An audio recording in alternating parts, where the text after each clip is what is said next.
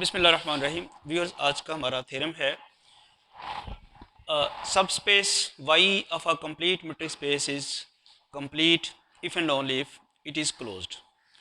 एक X complete metric space है, उसकी आप कोई सब स्पेस लेते हैं वाई, तो वो ज़रूरी नहीं है कि कंप्लीट हो। अगर वो क्लोज्ड है तो फिर वो कंप्लीट होगी। यानी किसी भी कंप्लीट सब स्पेस, कंप्लीट मेट्रिक स्पेस की कोई सब स्पेस उस वक्त तक कंप्लीट नहीं होगी जब तक वो क्लोज ना हो। तो क्या कह रहा है? A subspace Y of a complete metric space is complete if and only if it is closed. हम थ्योरम की स्टेटमेंट में सबसे पहले कोई कंप्लीट मेट्रिक स्पेस एक्सपोज करते हैं और फिर उसकी एक सब स्पेस लेते हैं वाई। अगर आप सब स्पेस वाई को कंप्लीट लेते हैं तो फिर आपने उसको क्लोज साबित करना है और कन्वर्सली उसको क्लोज लेके कंप्लीट साबित करना। तो थ्योरम के प्रूफ की तरफ चलते हैं।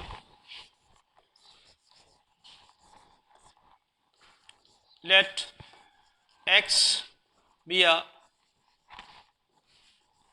Complete metric space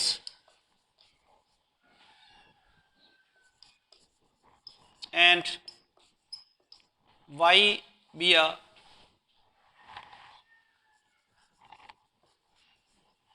complete subspace of x, then we have to show that y is closed।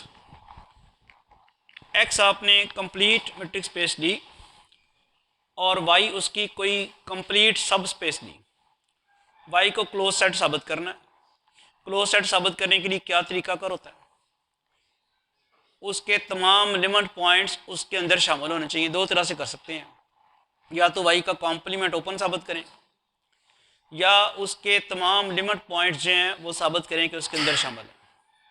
तो हम सपोज करते हैं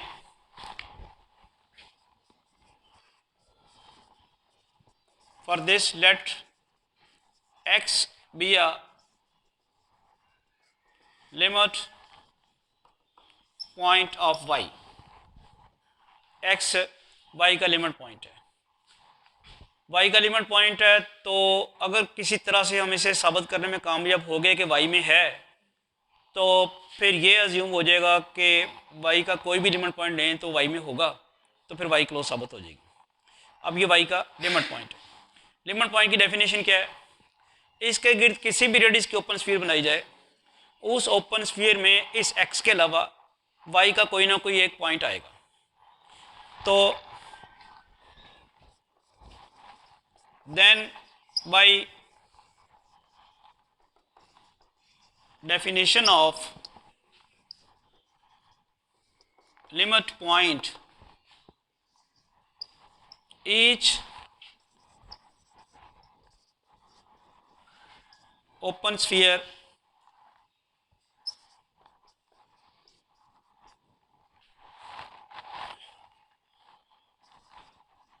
must contain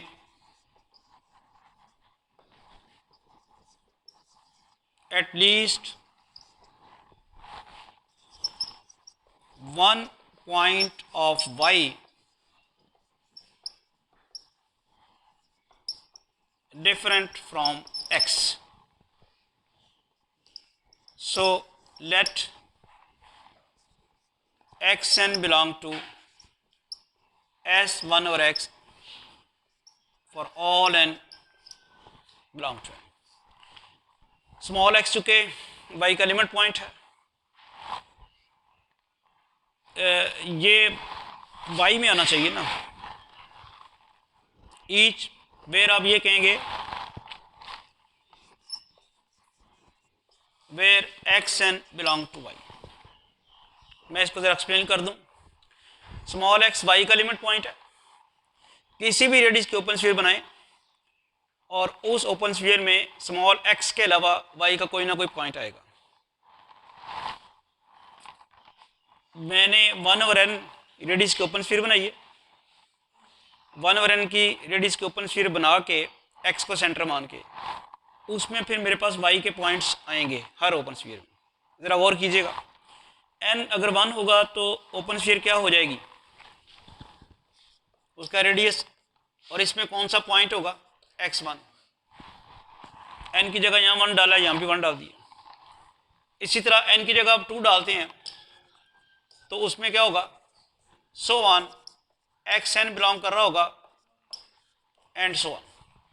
ये जो पॉइंट्स आए हैं, ये x1 पॉइंट किसका है, ये y का पॉइंट है, which is different from x। इसी तरह x2 किसका पॉइंट है, वो भी किस x से डिफरेंट है। तो हम इसको इंश्योर कर देते हैं यहाँ से, xn is not equal to x for all n belong to n। चूंकि स्मॉल x y का लिमिट पॉइंट था, उसके गिर्द किसी भी रेडियस के ओपन स्फीयर बनाए, उस ओपन स्फीयर में y का कम से कम एक पॉइंट आएगा। मैंने जानबूझ के 1 ओवर n रेडियस की ओपन स्फीयर बनाई। इस तरह से आप देखते हैं कि हमारे पास एक सीक्वेंस जनरेट हो जाती है जो कि y के अंदर मौजूद है। और ये वाला रेडियस लेने की वजह यह है कि फिर चूंकि रेडियस जो है छोटे से छोटा होता जा रहा है, n बढ़ता जाएगा तो 1 और n छोटा होता जाएगा, तो वो जो सीक्वेंस की टर्म्स इस ओपन स्फीयर्स में आ रही हैं वो किस तरफ जा रही होंगी, 0 की तरफ नहीं, x की तरफ। ये बात पहले भी की जा चुकी है। सबसे बड़ा रेडियस 1 है, x को सेंटर मान के, उसके बाद 1/2 रेडियस, फिर उसके बाद 1/3। अब इसमें x1 है, इसमें x2 है, इसमें आगे x3 है। तो रेडियस छोटा होते जाने का मतलब है कि जो अब x आपके पास कैपिटल Y के पॉइंट्स आ रहे हैं, x वो x के करीब होते जा रहे हैं, इसलिए जानबूझ के रेडियस मैंने छोटा लिया। इस तरह से एक सीक्वेंस जनरेट हो जाएगी y के अंदर जो कि कन्वर्ज कर रही होगी x पे। बात समझ आई है?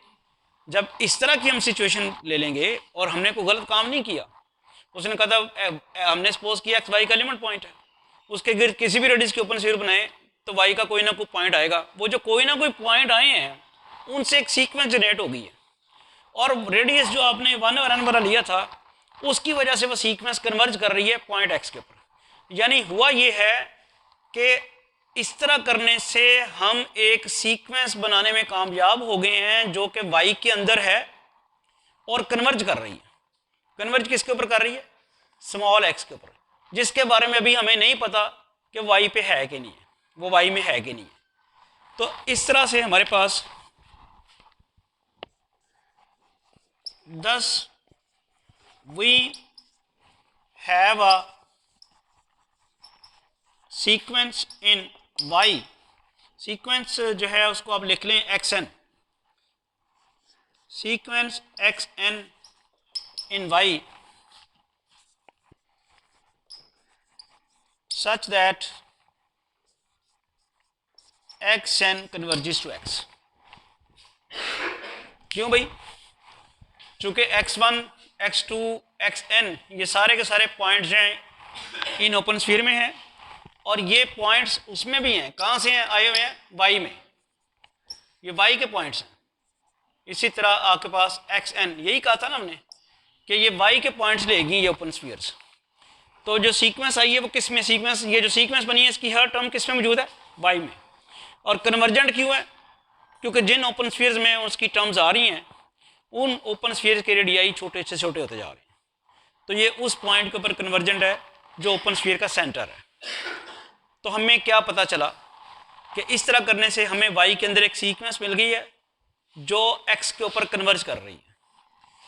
अब मुझे ये बताएं कि लास्ट टाइम हमने थ्योरम प्रूव किया था कि जो भी कन्वर्जेंट सीक्वेंस होती है वो क्या होती है? कॉशी सीक्वेंस होती है। बड़ा इंपॉर्टेंट पॉइंट अब ये, since every convergent sequence is a Cauchy sequence, so ये जो सीक्वेंस आई है xn is a Cauchy sequence in y। ये Cauchy सीक्वेंस आ गई है y में। वाई को आपने क्या सपोज किया हुआ है? Complete matrix space. Complete matrix space की क्या डेफिनेशन है? उसकी हर कॉची सीक्वेंस कन्वर्ज करती है। कन्वर्ज तो ये कर ही रही थी पहले, जरा मजे की बात है, ये सीक्वेंस जो है ये कन्वर्ज तो कर ही रही है, लेकिन जिस पॉइंट के ऊपर कन्वर्ज कर रही है उसका नहीं पता वाई के अंदर है कि नहीं है। ठीक है, अब अगली बात, चूंकि ये कन्वर्जेंट है इसलिए काशी है। काशी किस में है? वाई में। और वाई चूंकि कंप्लीट है तो इसको फिर वाई के अंदर ही कन्वर्ज करना है। यहां सिर्फ इतना पता चला था कि ये कन्वर्ज कर रही है, और ये भी पता चला था कि इस पॉइंट पे कन्वर्ज कर रही है, लेकिन ये पॉइंट वाई में है कि नहीं है ये नहीं पता चला। ये पता चला रही है आगे चीज, जब ये काशी बनी, कन्वर्जेंट होने की वजह से काशी होगी, और काशी ये ऐसी स्पेस में है जो कंप्लीट है, और वो कंप्लीट स्पेस क्या कहती है कि उसके अंदर जितनी भी कॉची सीक्वेंसेस होंगी वो कन्वर्ज करेंगी, उसके अंदर ही कन्वर्ज करेंगी। Cauchy sequence, so xn is a Cauchy sequence in y. Since y is complete, so ये जो Cauchy sequence है ये कन्वर्ज करेगी, जिस पॉइंट पे ये कन्वर्ज करती है वो पॉइंट लाजमी तौर पे y के अंदर होगा। यानी लिखना ये है कि चूंकि y कंप्लीट है और ये Cauchy सीक्वेंस है और ये y के अंदर ही कन्वर्ज करेगी। तो यहां से क्या पता चला? y is closed. क्यों बोला? स्मॉल x आपने क्या लिया हुआ है? y का लिमिट पॉइंट, और लिमिट पॉइंट पहुंच गया किस में? y में। और बड़ी मुश्किल से पहुंचा, वैसे इतनी आसानी से नहीं पहुंचा, पहुंचा नहीं दिया, वो पहुंचा है। आर्गुमेंट दिए हमने, पहुंचाने का तो मतलब होता है जी हम कह देते नहीं जी हाँ जी ये है इसमें, बस वो पहुंचाना था। तो बड़ी, अगर पहुंचा दिया है तो बड़ी मुश्किल से पहुंचाया, आर्गुमेंट से हमने पहुंचाया। अब कन्वर्सली कहते हैं let y be closed, then आपने क्या करना है? We have to show that y is complete. अब मुझे ये बताएं कि कंप्लीट साबित करने के लिए क्या करते हैं?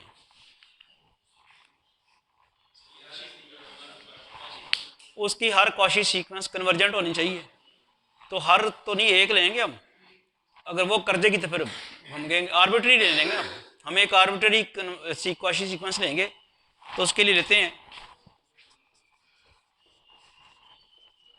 For this let yn be a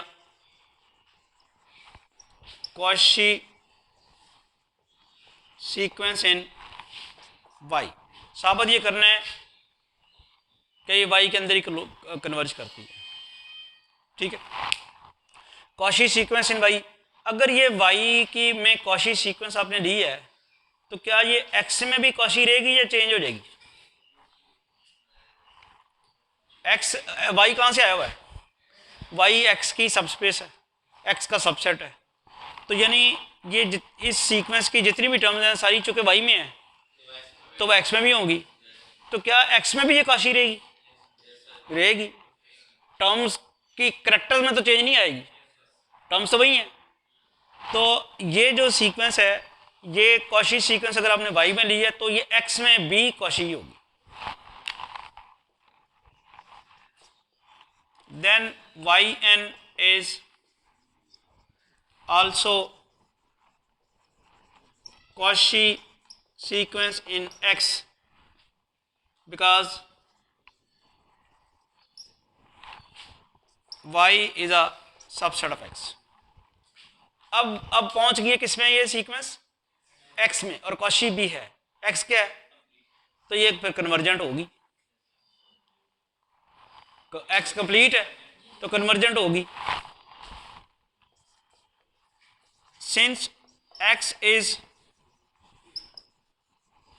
complete, सो ये जो सीक्वेंस है किसी पॉइंट के ऊपर कन्वर्ज करेगी, x के किसी पॉइंट के ऊपर। ये कन्वर्जेंट है इन x। समझ आ गई? अब आगे आपका इम्तिहान शुरू होता है। वो ज़रा आपने मुझे रिजल्ट बताना, मैंने कहा था ये रिजल्ट बड़ा यूज़ होना है। अब बड़ी इंपॉर्टेंट चीज़ है,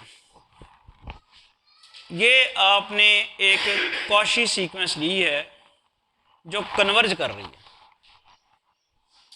चलें इस बात से हट के, ये कॉशी सीक्वेंस है और कन्वर्ज कर रही है।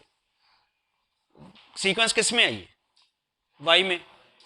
जिस पॉइंट के ऊपर ये कन्वर्ज कर रही है, क्या वो वाई में होगा?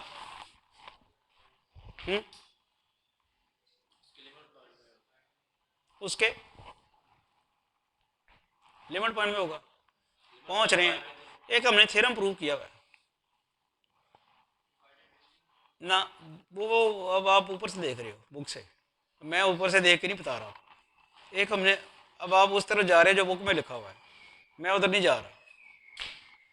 देखें, एक थ्योरम प्रूव किया हुआ है कि अगर किसी सेट ए में कन्वर्जेंट सीक्वेंस हो तो वो जिस पॉइंट पे कन्वर्ज करती है वो पॉइंट ए क्लोजर का पॉइंट होता है। किया था। अगर कोई सीक्वेंस कन्वर्जेंट सीक्वेंस ए में मिल जाए तो जिस पॉइंट पे कन्वर्ज करती है वो ए क्लोजर का पॉइंट होता है। उस मैंने लेक्चर भी डिलीवर किया हुआ, अपलोड भी किया हुआ है। If a set A has a convergent sequence then its limit will belong to A closure. अब हुआ ये है कि वाई एन एक सीक्वेंस है, वाई एन एक सीक्वेंस है कैपिटल वाई की, और यहां से पता चला है कि वो कन्वर्ज भी कर रही है। तो जिस पॉइंट के ऊपर ये कन्वर्ज करती है ये लाजमी तौर पे किसका होगा? वाई क्लोजर का पॉइंट होगा।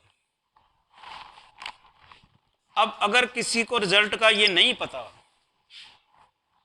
तो फिर मसला होगा। देन स्मॉल वाई जो है किसको बिलोंग करेगा? ए वाई क्लोजर को। वाई में एक सीक्वेंस थी कैपिटल, ये एक सीक्वेंस थी कैपिटल वाई में, और वो इन आर्गुमेंट्स के तहत कन्वर्ज कर गई है वाई के ऊपर। तो वाई के ऊपर कन्वर्ज कर गई है तो लाजमी तौर पे वाई को वाई क्लोजर का पॉइंट होना चाहिए। अब ये वाई क्लोजर का पॉइंट है। वाई क्या सपोज किया हुआ कैपिटल वाई हमने है क्लोज सपोज किया हुआ, since Y closure is equal to Y. तो क्या साबित हुआ? जो कैपिटल वाई की हमने कॉशी सीक्वेंस ली थी वो वाई के अंदर ही कन्वर्ज कर गई है। कैपिटल वाई की हमने जो कॉशी सीक्वेंस ली थी वो जिस पॉइंट पे कन्वर्ज कर रही है वो पॉइंट कैपिटल वाई के अंदर है। इसका मतलब है कि हम कैपिटल वाई की कोई भी कॉशी सीक्वेंस लेंगे तो वो वाई के अंदर ही कन्वर्ज करेगी, तो वाई क्या हो जाएगा? कंप्लीट। Y is complete.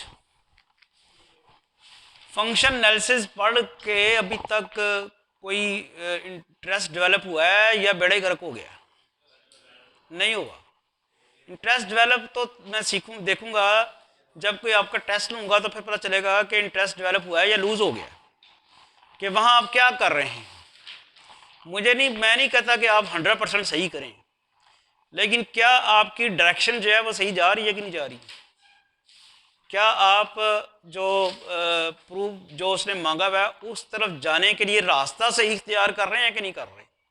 अगर अभी तक आपको वो रास्ता सही इख्तियार करना आ गया तो समझे फंक्शन एनालिसिस आ गया कि किस तरफ हमने जाना है। तो अगर आप सोच ही रहे हैं, ये याद किया हुआ है, तो फिर यानी जैसे आप इंटीग्रेशन करते हैं ना, या जैसे डिफरेंशिएशन करते हैं, इसी तरह आपके ये आर्गुमेंट आपके पास आने चाहिए। नेक्स्ट थ्योरम इंशाल्लाह हम नेक्स्ट लेक्चर में करेंगे। Thank you.